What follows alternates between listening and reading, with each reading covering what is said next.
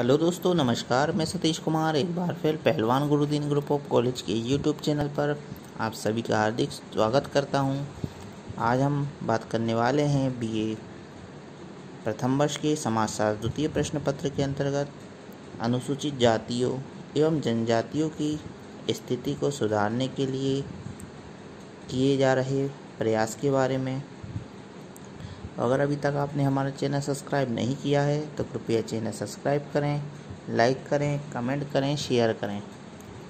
आइए दोस्तों शुरू करते हैं।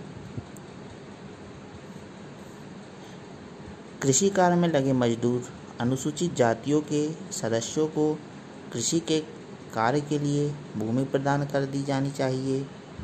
मजदूर वर्ग की आय बढ़ाकर सामाजिक स्तर उठाने के लिए उन्हें प्रशिक्षण केंद्र की व्यवस्था की जानी चाहिए। भारत सरकार ने सहकारी बैंक और समितियों की व्यवस्था की है। इन सहकारी बैंक और समितियों के सूदखोर एवं महाजनों के शोषण पर रोक लगाई जानी चाहिए। जैसे सरकारी बैंक एवं समितियों को प्रोत्साहन दिया जाना चाहिए। जनजातियों में बाल विवाह अधिक पाए जाते हैं, जिसके कारण कई अन्य सामाजिक समस्याएं भी उत्पन्न हो जाती हैं। सरकार को अनुसूचित जातियों की बाल विवाह प्रथा पर प्रभावी रूप से रोक लगा देनी चाहिए। भारतीय समाज को जनजातियों में झूमिंगा कृषि का प्रचलन है। सरकार को योजना बनाकर इसे रोकने का प्रयास करना चाहिए। इन योजनाओं से बस्तियां बसाना, परिवार का संगठन करना, राष्ट्रीय मुख्य धारा में लाने का प्रयास करना चाहिए। जनजातियों में वधू मूल्य की प्रथा होती है, इसको सरकार द्वारा रोक देना चाहिए। जनजातियों में देवी देवताओं पर बलि चढ़ाने की प्रथा होती है। सरकार को योजना बनाकर बलि प्रथा पर प्रभावी रूप से रोक लगाई चाहिए। सरकार जनजातियों के स्वास्थ्य सुधार के लिए अनेक अस्पताल, प्रसूति केंद्र खोल रही है। कुछ चलते फिरते अस्पताल भी खोले जा रहे हैं। इन सभी कार्यक्रमों को प्रभावी रूप से कार्यान्वित किया जाना चाहिए।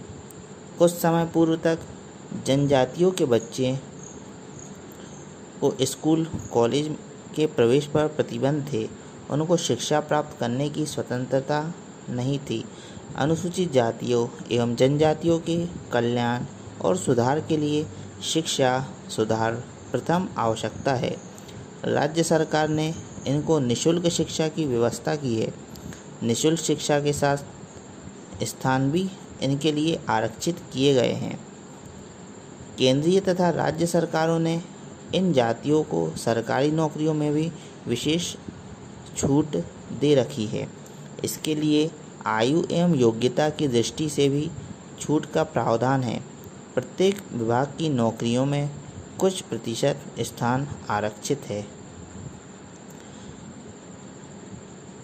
अब बात करते हैं दोस्तों जनजातियों के सुधार के लिए संविधान में किए गए कुछ प्रावधानों के बारे में। अनुच्छेद 15 राज्य किसी नागरिक के विरुद्ध केवल धर्म, मूल वंश, जाति, लिंग, जन्म स्थान अथवा उनमें कोई भी आधार पर कोई विभेद नहीं करेगा। केवल धर्म, मूल वंश, जाति, लिंग, जन्म स्थान अथवा इनमें से किसी के आधार पर कोई नागरिक दुकानों, सार्वजनिक भोजनालयों, होटलों, सार्वजनिक मनोरंजन के स्थानों में प्रवेश के अथवा पूर्ण या अपूर्ण रूप से राज्य निधि से घोषित अथवा साधारण जनता के उपयोग के लिए समर्पित कुओं, तालाबों, स्नान घाटों, सड़कों तथा सार्वजनिक समागम स्थानों के उपभोग के बारे में किसी भी नियोक्ता पर प्रतिबंध या शर्त के अधीन न होगा। अनुच्छेद 16 राज्य के अधीन नौकरियों या पदों पर नियुक्ति के संबंध में समस्त नागरिकों के लिए अवसर की समानता होगी। मात्र धर्म, मूल वंश, जाति, लिंग, जन्म स्थान, निवास अथवा इनमें से किसी भी एक के आधार पर नागरिक के लिए राज्य के अधीन किसी नौकरी या पद के विषय में अपात्रता नहीं होगी और न कोई विभेद किया जाएगा। अनुच्छेद 17 अस्पृश्यता का अंत किया है और इसका किसी भी रूप में व्यवहार निषिद्ध किया जाता है। अस्पृश्यता से उत्पन्न किसी नियोग्यता को लागू करना अपराध माना जाएगा और कानून द्वारा दंडनीय भी होगा।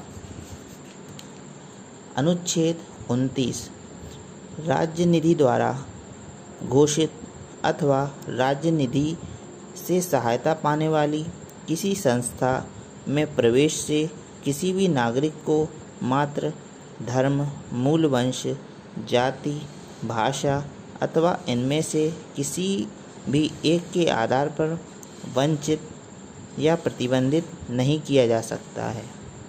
अनुच्छेद 38 राज्य ऐसी सामाजिक व्यवस्था की भरसक कार्य साधन रूप में स्थापना एवं संरक्षण करके लोक कल्याण की उन्नति का प्रयास करेगा। तो दोस्तों, ये थे अनुसूचित जातियों एवं जनजातियों की स्थिति को सुधारने के लिए किए जा रहे संविधान में किए गए प्रावधान। आपको वीडियो कैसा लगा कमेंट बॉक्स में अवश्य लिखें। नए वीडियो के साथ मैं आपके समक्ष पुनः उपस्थित होऊंगा। तब तक के लिए नमस्कार, धन्यवाद।